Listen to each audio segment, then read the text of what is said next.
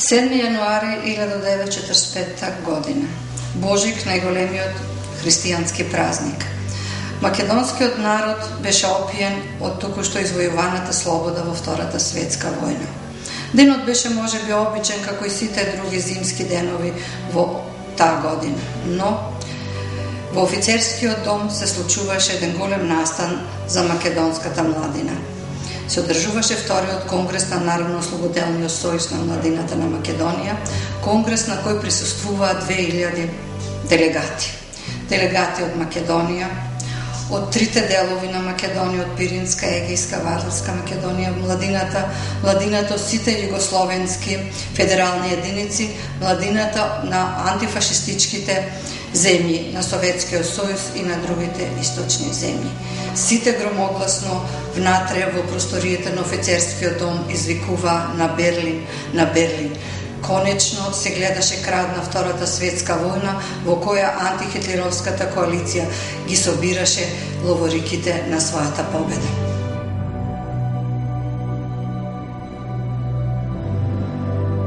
Пред македонската младина беа поставени клучните задачи: обнова и изградба на разурнатата земја, учество во земјоделските и другите стопански работи, организирање акции за описменување, за подигање на општокултурното и просветното ниво на народот и така натаму. Истовремено во еуфоријата на скованото братство и единство со југословенските народи и интернационалистичка слога со целата антифашистичка младина, се нагласуваше големиот долг на македонската младина кон татковината Југославија, учеството во завршните операции за незино конечно ослободување.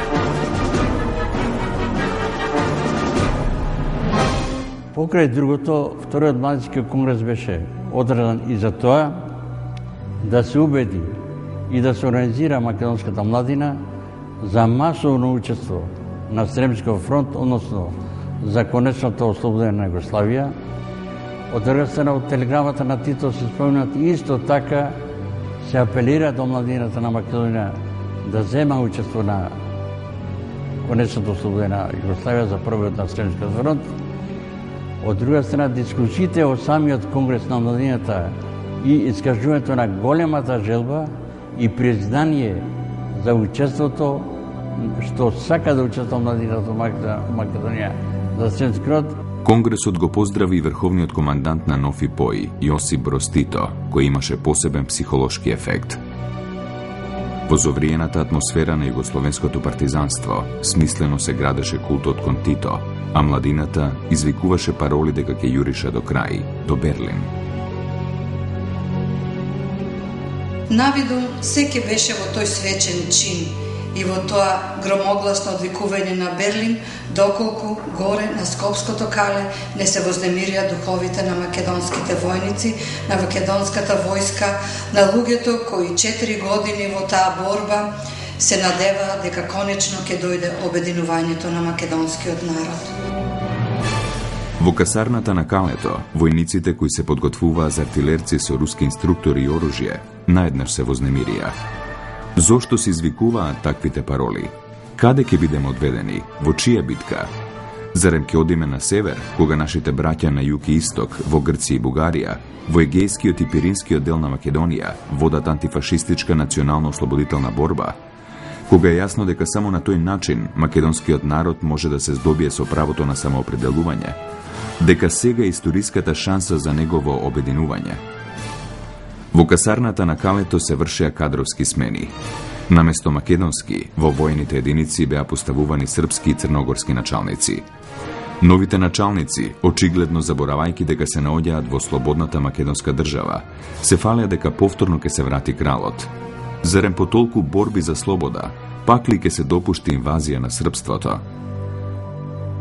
Мојот татко беше учесник во Народно-ослободителната војна и по-конкретно во настаните околу Скопското кале, односно така наречениот бунт на македонските артилериски бригади во Скопје на Божик 1945 година. Она што се случи на плоштадот, додека се одржуваше конгресот на НОМС, младинскиот конгрес, и Она што се случуваше во касарните не беше случајно. Револтот против српските експерти и подготвени кадри кои требаше да ги подучуваат нашите борци, меѓутоа, знаете, се случувале некои работи кои во тоа време кое било премногу осетливо, време на мир и војна, бидејќи кај нас завршуваше војната, некаде во Југославија траеше војната,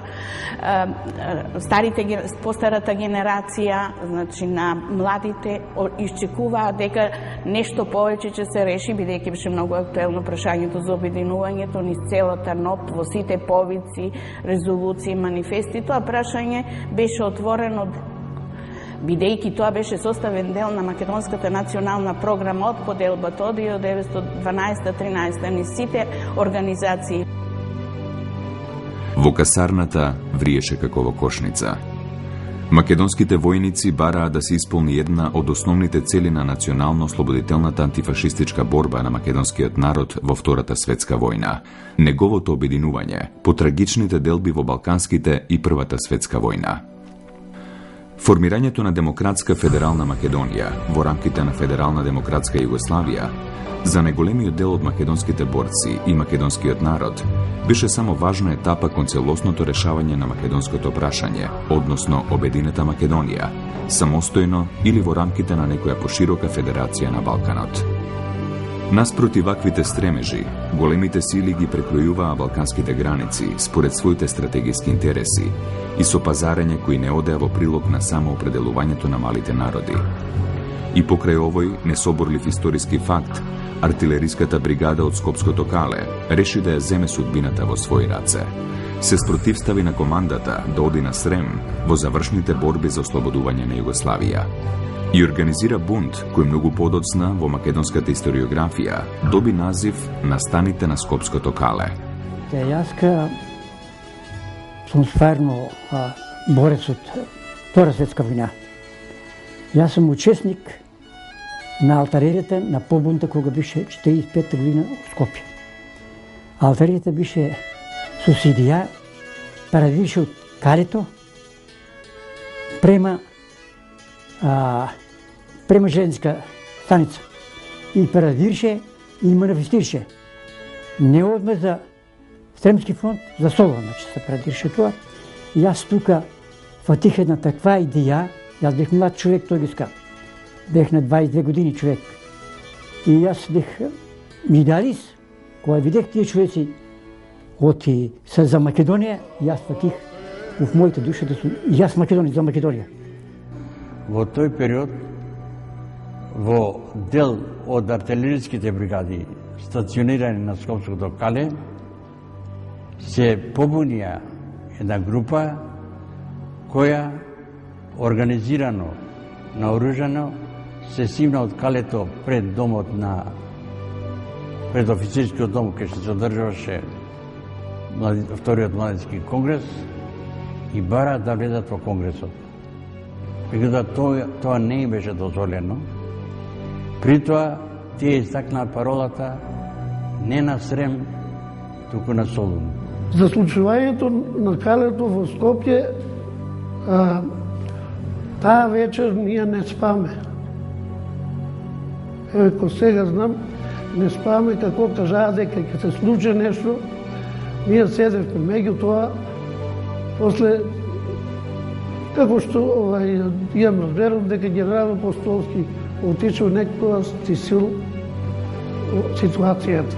Потполно ми е познат случај и со генерал Апостолски на площада у Скопје бев на таа единица од артилериската бригада. 200-300 души беа. Прво мислам дека беше тоа гестаповска игра, да може да кацат со сојузниците. У Грција имаше 2 дивизии англиски и ние на ни да нападнем. Да го земеме Солун. Тоа беше глупост на квадрат. Према тоа, потполно непријателска линија беше тоа. Разбира се, тие војници беа на съднаци, нели? a neko od njih pa i ne im se ovdje da ginat na Sremski front. Po sugestiji na apostolski, a ja otiđao u Kalevo, apostolski reče, čekajte, ako pitanje vika ne može na ulici da go raspravam, aj kidemo u kasarnici ili u Kale, se razgovaramo. I neko rasprava дека u Kale, koji kako ulevale već streljale, nema gluposti, nema jedan ne ucepan tamo.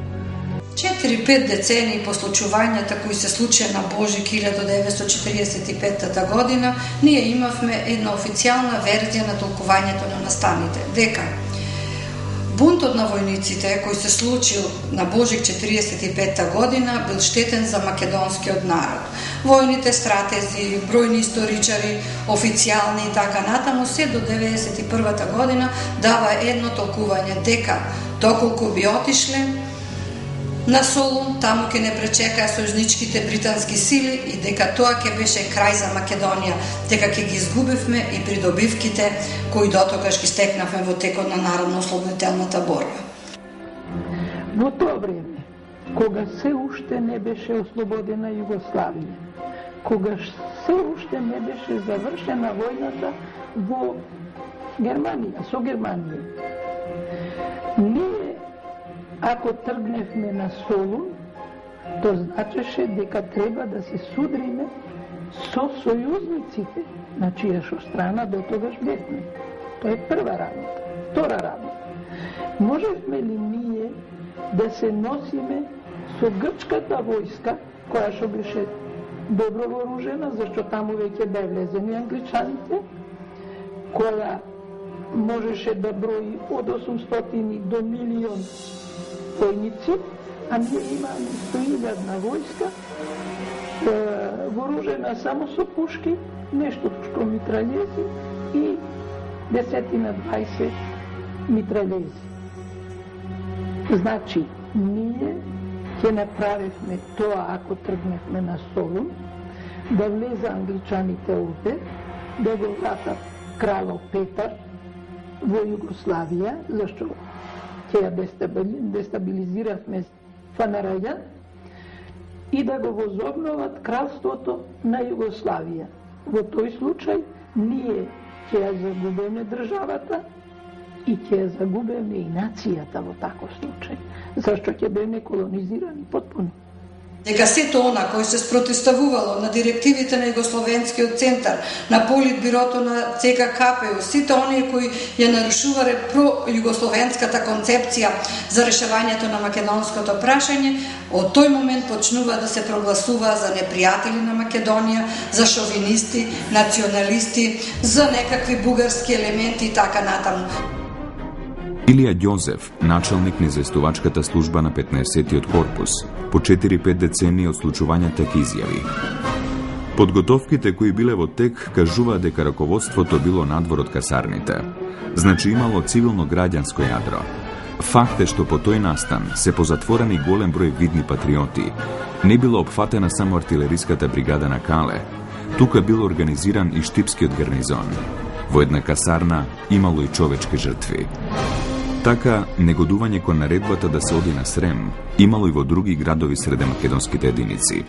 За тоа се сеќава и Никола Коларов, еден од судените во битолската група на ВМРО во 1947 година во Битола, кој вели: и во Базерник и во околината се јави отпор кај мобилизираните младенци за војска да одат на Срем. Тамошните позадинци открија дека јас сум ја расширил таа идеја. Тоа се случувало при крајот на 1944 година.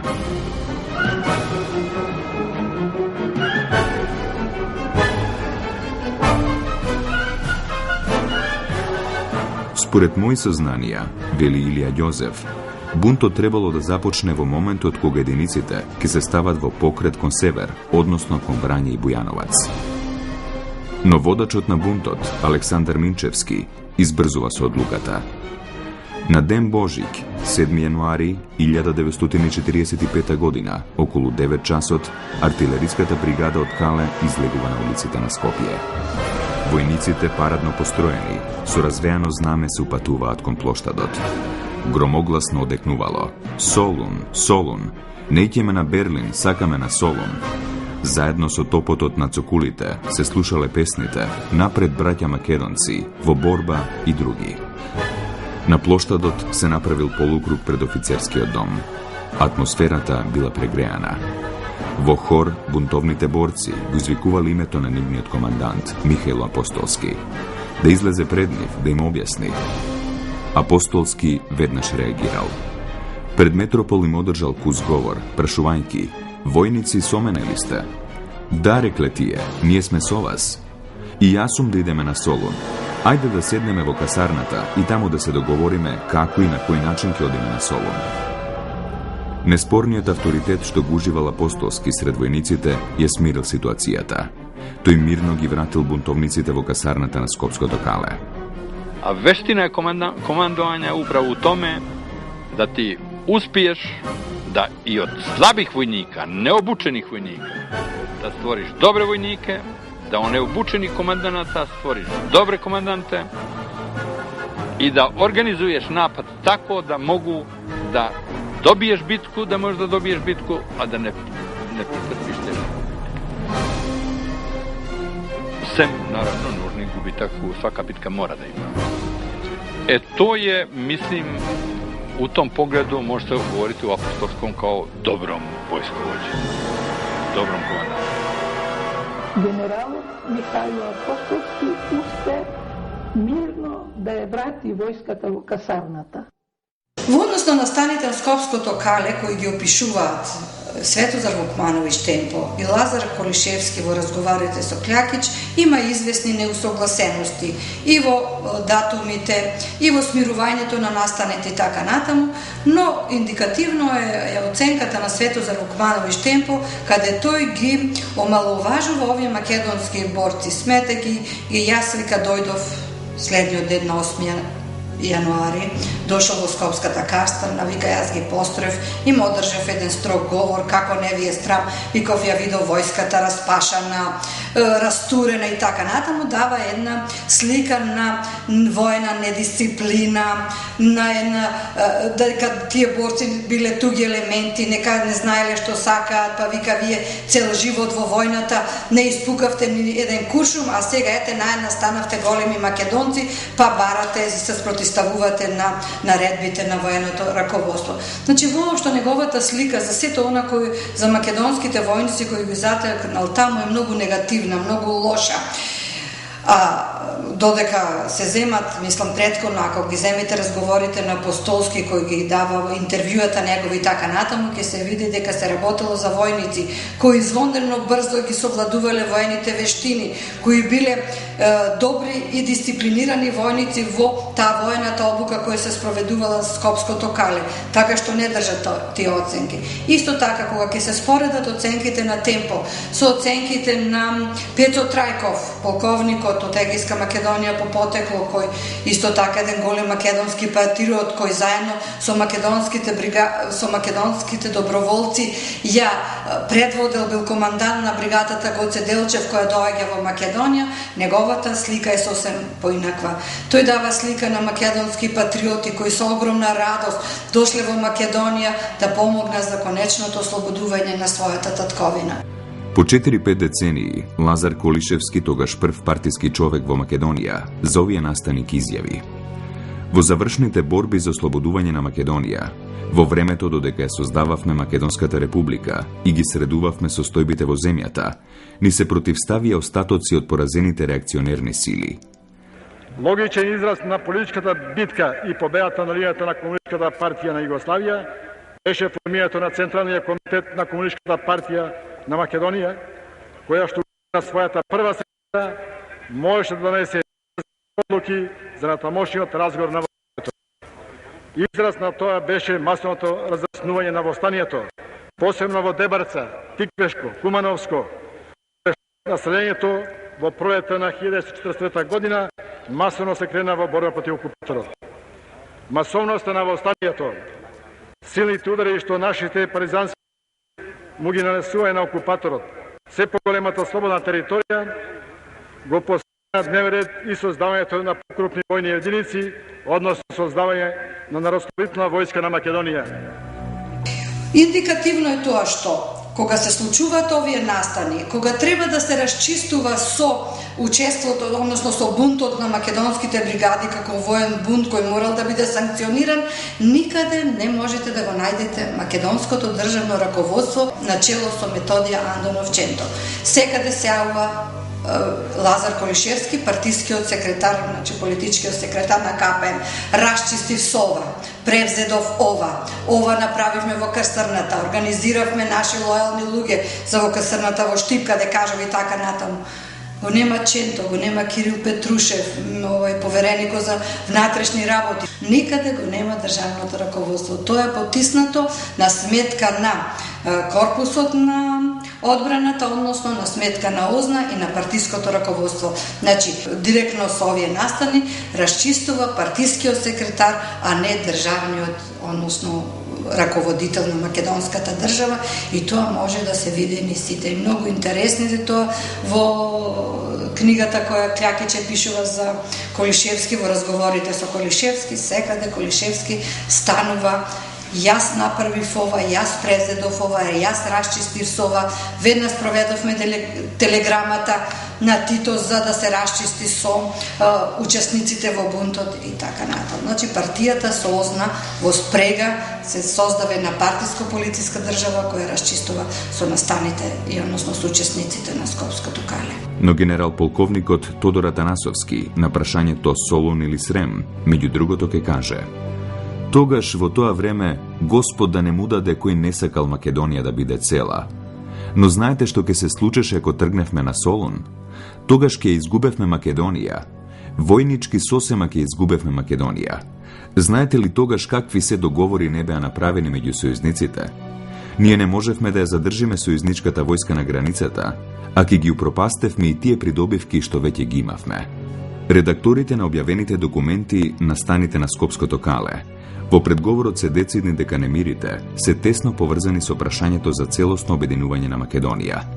Меѓутоа се согласуваат со оценките на Апостолски и Атанасовски дека тешко можеле да се спротивстават на британскиот интерес во Грција, зацврстен со договорот во Москва меѓу Черчил и Сталин во октомври 1944 година. Сојузното војно-политичко раководство било крајно вознемирено од случувањата во Македонија. Јосип Броз Тито веќе претходно бил предупреден од представниците на британската мисија во Македонија да не дозволува ширење на идеи и акции кои ќе го загрозат британскиот интерес во Грција. Со други зборови, биле вознемирени од барањата на македонската војска, на македонското државно раководство и на македонскиот народ за обединување на Македонија. На големиот митинг на плоштадот во Скопје, на 10 јануари, командантот на Генералштабот на Народно-ослободителната војска на Македонија, Михаил Апостолски, соопштува дека 15-тиот корпус на македонската војска ќе се бори за уништување на фашистичките сили во Југославија, во Берлин да го постават знамето на Југославија. Добихме наредба од врховниот командант да комесарот на главниот штаб и јас отидеме во Белград да реферираме за положбата во ситуација и за проблеми кои постојат по ослободувањето на Македонија. После реферирањето кое го кај другарот Тито во Белград, тој ја разгледа и ја објасни целата положба на фронтовето или на фронтот во Југославија и ни даде налог да ние во Македонија подготвиме еден корпус од 2 дивизии.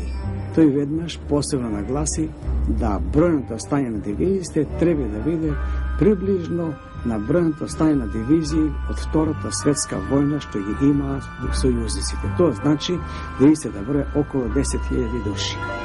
Ние таа команда или таа наредба ја примихме, морам да кажам, и денеска после 30 години со едно големо задоволство, зашто видехме со тоа ќе можат македонците да го дадат својот прилог до конечното ослободување на Југославија. Но пушта нестивнатите превирања и гонењата на побунетите во Скопје, на 14 јануари дошло до побуна на еден батаљон на 20-та бригада од 50-та дивизија од гарнизонот во Штип, кога се дознало за наредбата за заминување на бригадата од Штип кон Куманово и натаму на фронтот во Србија. Под паролата на Солун, побунетите војници побарале продолжување на војната за ослободување и обединување на Пиринскиот и Приморскиот дел од Македонија. Имено во старата касарна во Штип се побунила бригадата. Војниците излегле надвор во кругот на касарната, извикувајќи "Не сакаме на Сремскиот фронт, сакаме на Солун". При тоа вели Колишевски ги мобилизиравме сите членови на партијата и на Ској во градот. Во Општинскиот комитет на Сојузот на комунисти, тогаш секретар беше Ангел Чемерски. Таа ноќ за последен пат во кругот на касарната на побунетата бригада упативме луѓе активисти да се обидат да ги смират војниците. Киро Михајловски Груица, Стојан Бочваров и уште неколку другари од Озна, другарите Мито Мицајков и Васил Златев. Јас бев во кругот на касарната. Излеговме пред бунтовниците.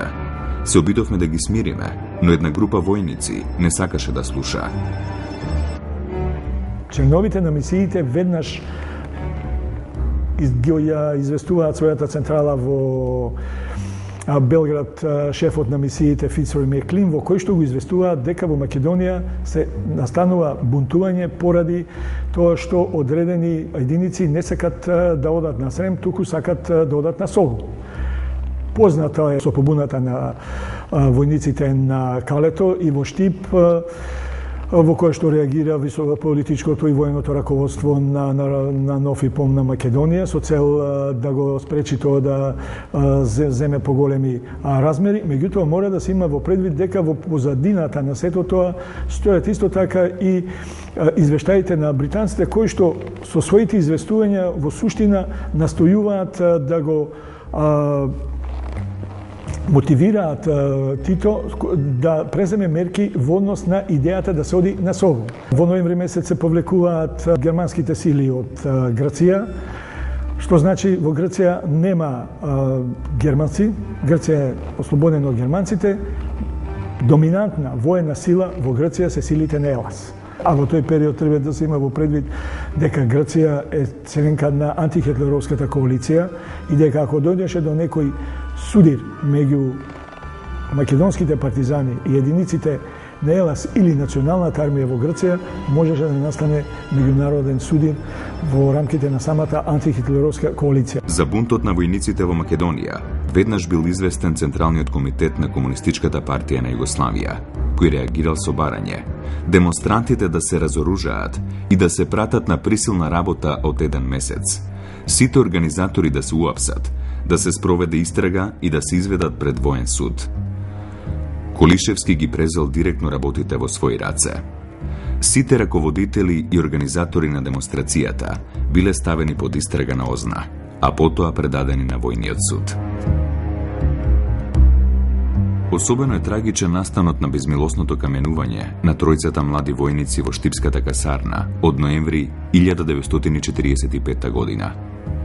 Извештајот на Вера Ацева, која неколку дена по немилиот настан пристигнала во Штип, дава извонредно автентичен опис на атмосферата на предизвикување хистерија за линч.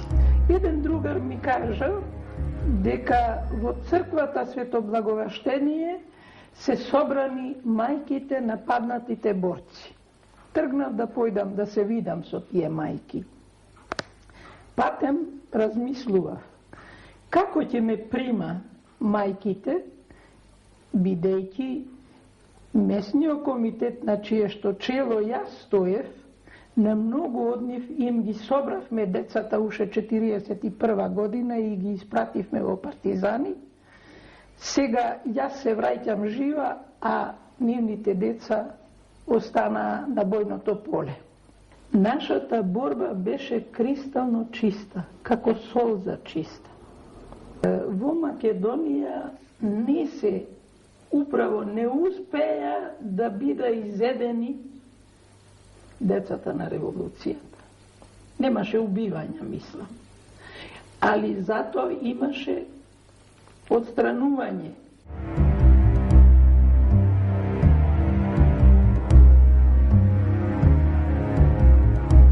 Ацева наведува дека на митингот на артилериската бригада во Штип биле убиени тројца војници, прогласени од страна на партијата за реакционерни елементи. Вината на каменуваните била само тоа што тие биле за Солун. Всушност млади луѓе кои барале обединување на Македонија. Откако политкомот ги посочил кои се тие лица, војската нагрнала и линчувала двајца на лице место, а едниот го извлекла од касарната. Ваквиот јавен линч без судење оставил црна дамка во тукушто ослободената македонска држава.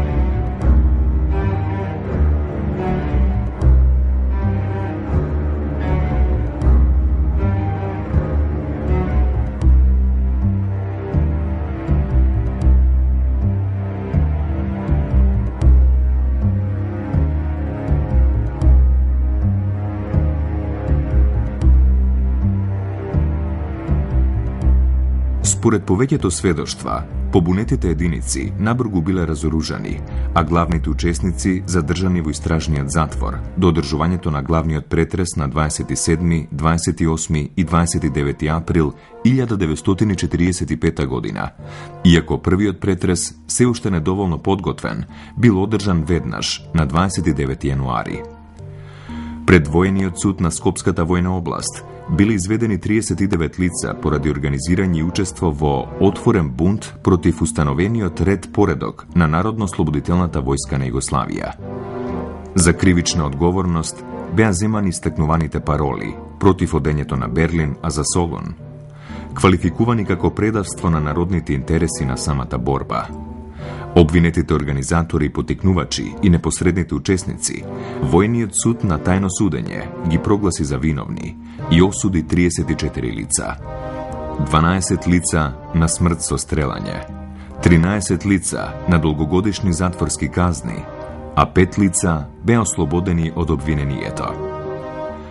Војниот суд при Штипската војна зона изрече смртни пресуди на 6 лица кои беа извршени. Може би не директна, но индиректна последица на случувањата на Скопското кали на бунтот на македонските артилериски бригади беа ликвидациите во неколку македонски градови кои се случија на 15, 14 и 15 јануари истата 1945 година. Се работи за масовните ликвидирања во Куманово и во Велес. Во Куманово се предпоставува дека биле од 48 некаде до 54, точно не се знае нивниот број, бидејќи гробницата до ден денес не е пронајдена на ликвидираните граѓани од Куманово и Кумановско, додека во Велес биле ликвидирани 53 граѓани без судска пресуда, прогласени како непријатели. И може би овие настани кои се случиле на Скопското кале го предизвикале гневот на ОЗНА и на партиското раководство да превземе еден ваков крвав чин без судски пресуди да бидат ликвидирани овие граѓани. Дел од нив на вистина сноселе вина за соработка со окупаторот. И доколку се суделе, сигурно ќе биле осудени на смрт, бидејќи во тајакви војни времиња нема простување за оние кои биле на страната на окупаторот, кои вршиле злодела врз својот народ. Но се работи за голем дел на невини граѓани кои биле ликвидирани на Велес и кои не доживеале правично едно судење. По нивната ликвидација, нивните роднини доаѓаат кај Методи Андоновченто и го прашуваат: вие ни ветивте дека за секи има правна држава, дека ќе има фер судење, а вие ги ликвидиравте нашите блиски. Ченто бил шокиран и изненаден од таковиот злосторнички чин. Тој кажува дека отишол да се пожали кај Лазо Колишевски и Колишевски само го одговори: знаеш, тоа е така по сугестија на Кардель, партијата се сложува да биде ликвидирани, а Ченто бил згрозен од таков злосторнички чин, бидејќи вика уште поголем е злостор некако да го убиете без да му дадете шанса за праведно судење. Исто така и Кирил Петрушев, кој бил повереник за внатрешни работи, за овие ликвидации разбрал од роднините на убиените граѓани. Замислете си, 4-5 децении роднините на убиените не смееле да прашат ни каде е гробницата. Дури 94-5 година таму почнува барањето на гробницата во Велес, а гробницата во Куманово се уште не е откриена.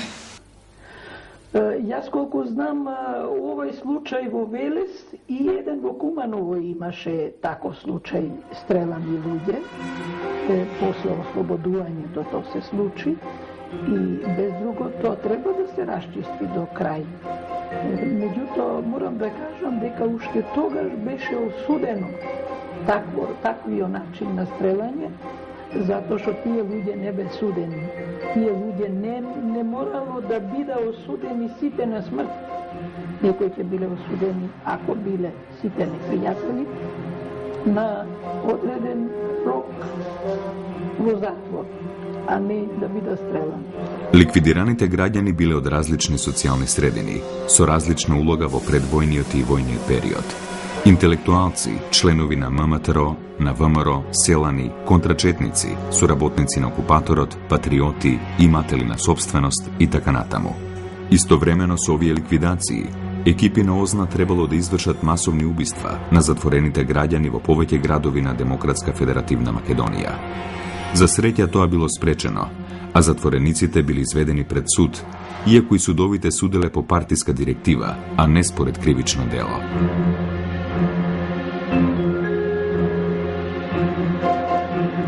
Бројни македонски патриоти завршија низ затворите и логорите на Титова Југославија, прогласени за непријатели на југословенското братство и единство, како сепаратисти, автономисти, ВМРО-вци и така натаму. Од документите објавени за Скопското кале, немало масакар, но не може да се тврди дека немало никој стрелан. Значи, имало ликвидирање, имало убиства кои се случувале подоцна, додека во Штипската касарна осудените на смрт се ликвидирани 6 мина од Валандово, граѓани од Валандово се убиени во Штип. По смирувањето на побуната на војниците, за да се намали притисокот со барањата на Солун, македонските единици беа пренасочени кон Срем. Македонскиот народ, во залог на нова Југославија, требаше да даде жртви за незиното ослободување и на тој начин да го зајакнува братството и единството со југословенските народи. Веќе на 10 јануари, врховниот командант издава наредба за префрлање на 15-тиот македонски народно-ослободителен ударен корпус на Сремскиот фронт под паролата на Берлин. Индикативно е тоа што дел од македонските војници кои биле одведувани на Стрем, некаде кај Врање ги натерале да го остават оружјето. Кога стигнале на Стрем, се јавил еден од командантите, вика брзо, германците стигнаа кај Стремска Митровица, треба веднаш да влезе да се борите. И тогаш излегол Илија Ѓозеф, рекол, но ние немаме оружје. Како, вика, зар вие сте малумни, како сте дошле до тука без оружје? Вика, оружјето не натера, за тоа ќе го прашате другарот Темпо. Оружјето го ставивме во Врање. Значи, тоа е една таква епизода која зборува дека се така не било фино, немало стрелање, легално биле судени, пат помилувани, така натаму. Да, биле тие помилувани, но не знаеме за другите жртви кои навистина биле паднале како последица од случувањето на Скопското кале.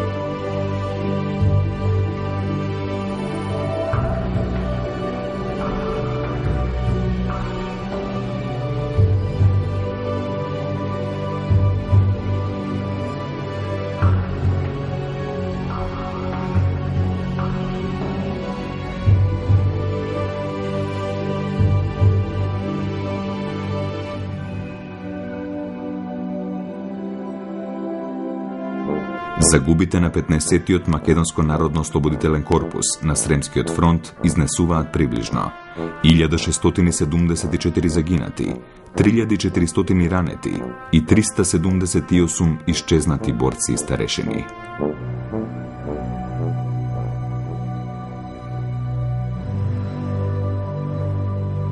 Посебно сакам да нагласам дека настаните на Скопското кале, како чин кој беше припишуван на одредени туги шовинистички елементи кои сака да го нарушат југословенското братство, единство и така натаму, и кои сака да ја рушат Титова Југославија, од еднешен аспект сосема не држат, бидејќи Југославија е 20 години веќе една историска творба која не постои, ја нема. Време е веќе да се симне таа гнасна оценка и етикетирање на овие луѓе дека биле туги пробугарски елементи. Колку нивна и од идеал за обединета Македонија да бил нереален во целите тие услови, колку тие да јуришале некаде во ветрот и така натаму, сепак овие настани мора да се оценат како еден патриотски чин на македонците кои во најневозможни ситуации не сакале да се откажат од својот национален идеал, а тоа било обединувањето на Македонија. За тоа обединување и за таа Македонија гинеле бројни синови на овој народ.